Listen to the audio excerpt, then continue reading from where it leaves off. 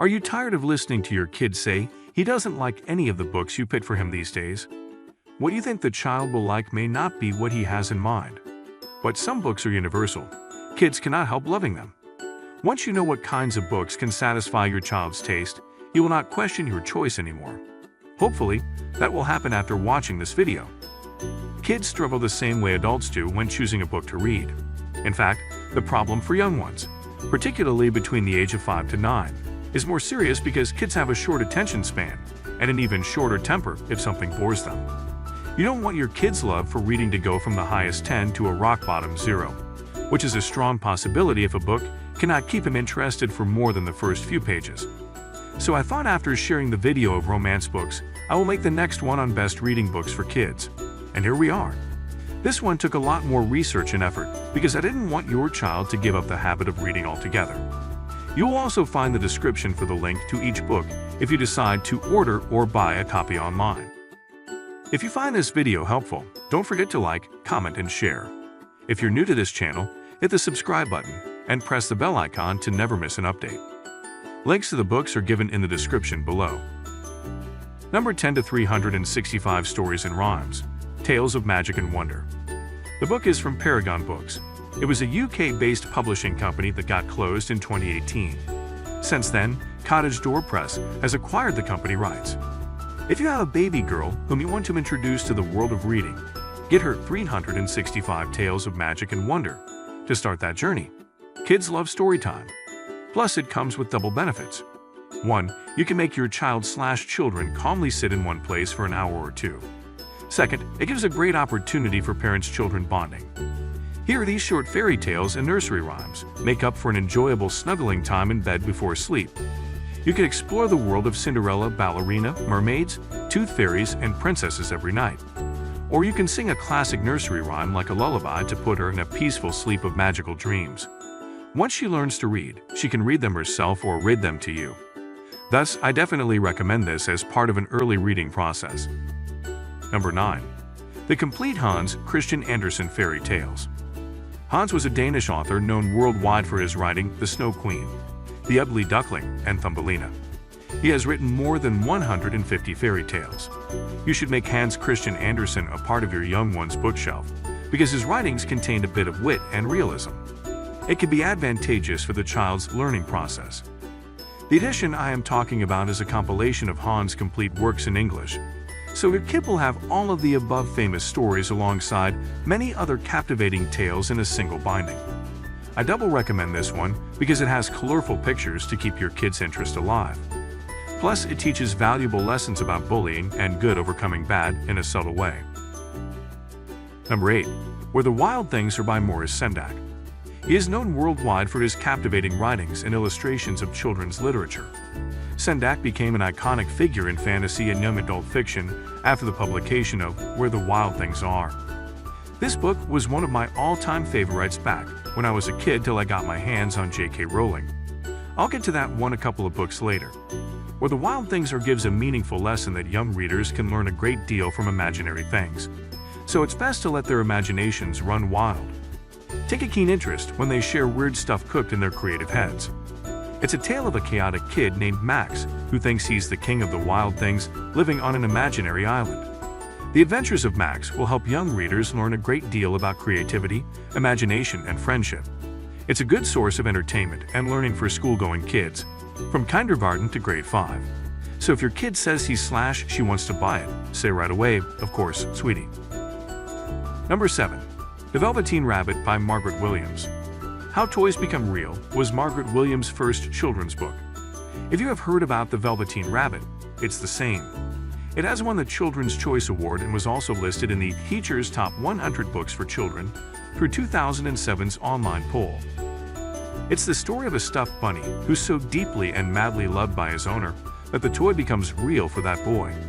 The toy gets worn out and shabby with time. So, when the time comes to discard it into the woods, the kid is heartbroken. I remember crying buckets of tears reading that part of the story back when I was in grade 3.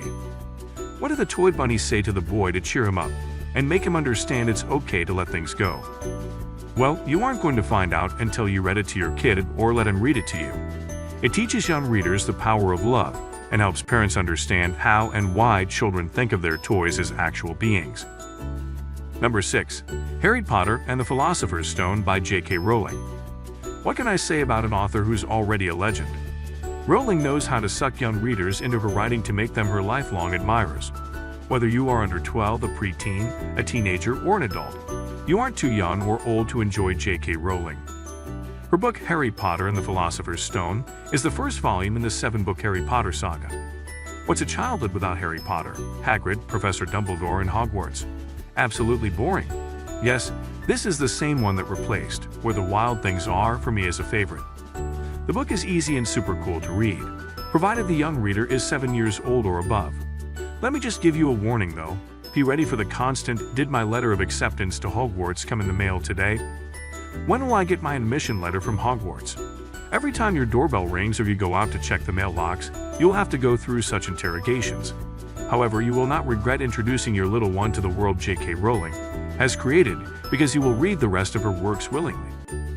Number 5. The Adventures of Tom Sawyer by Mark Twain. His original name was Samuel Langhorne Clemens. He became famous as an American writer and humorist with his pen name, Mark Twain. The world knows him as the author of Adventures of Huckleberry Finn. I had a love-hate relationship with Adventures of Tom Sawyer because it was given to us as a reading assignment by our grade 4 English teacher. Rarely a kid loves a book when it becomes homework. This justifies the hate part. The love came a couple of years later when I reread it and fell in love with literature and Mark Twain. I had to include it in the top 5 books because Twain's writing, character sketching, and plot setting are simply classic. They turn the narration into a visual picture before your eyes. The book is heaven in writing for boys because it has all their favorite escapades: skipping school to go swimming, hunting with guns, enjoying picnics by the riverbank, playing pirates, going fishing, and getting into typical boy fights. All of them are included in the Adventures of Tom. You may see your boy laughing hysterically one minute and crying so badly the next. So don't get worried because Twain has a way with words. I encourage young readers to read it because it's a great way to teach them lifelong lessons about honesty, loyalty, and friendship. Number 4. The Tale of Peter Rabbit by Beatrix Potter. Okay, what do we have next?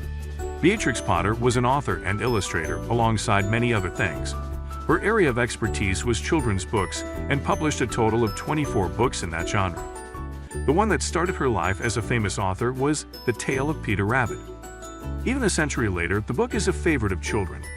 Every parent should encourage kids to read this book because it teaches them about the consequences of not listening to parents. I just made the lives of many parents a little bit easier, didn't I? One of the major causes of trouble between parents and young children is that they get annoyed with dictations and constant no's. So you don't want to become authoritarians and dictators, yet want the kids to learn to listen to what the parents say. Let them read The Mischiefs of the Rabbit Peter. They will understand how disobeying a parent can put kids in danger, and then they have to face the consequences and pay the price.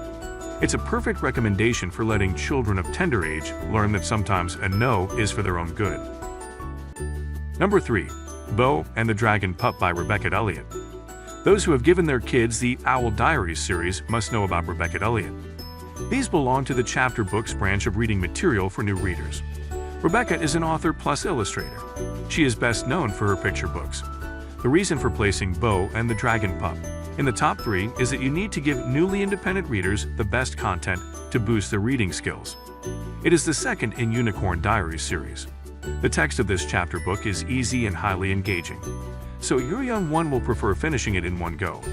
Plus, it has a lot of colorful illustrations on every page to ensure he enjoys picturing the scenes.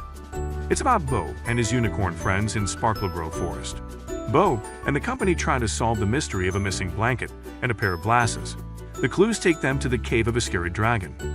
Was it really scary, or did they just find a new friend? Only reading this text can solve this mystery for your kiddo. Beware, parents. For the next couple of weeks, you may see little Sherlock Holmes sniffing around the house after reading the entire series. Number 2. The Phantom Tollbooth by Norton Juster. Mommies, behold your problem solver. Norton Juster just created a cure for your child's boredom. He was a highly acclaimed children's book author who got worldwide recognition for his The Dot and the Line animated adaptation of the book won Academy Award. Phantom Tollbooth is the story of a boy named Milo who is bored out of his mind until he finds a mysterious toll booth in his room. From there onwards, his cure for boredom begins. The toll booth drives him to the island of conclusions.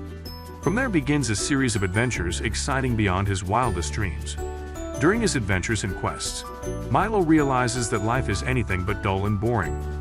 I highly recommend this to parents having a Milo at home, constantly complaining about boredom. You will not hear words like, "I am bored" or "I have nothing exciting to do" for the next couple of weeks, maybe months even. Number 1. Charlie and the Chocolate Factory by Roald Dahl. What have you reminded me of? I will take Charlie's trip to the chocolate factory over any other read any day.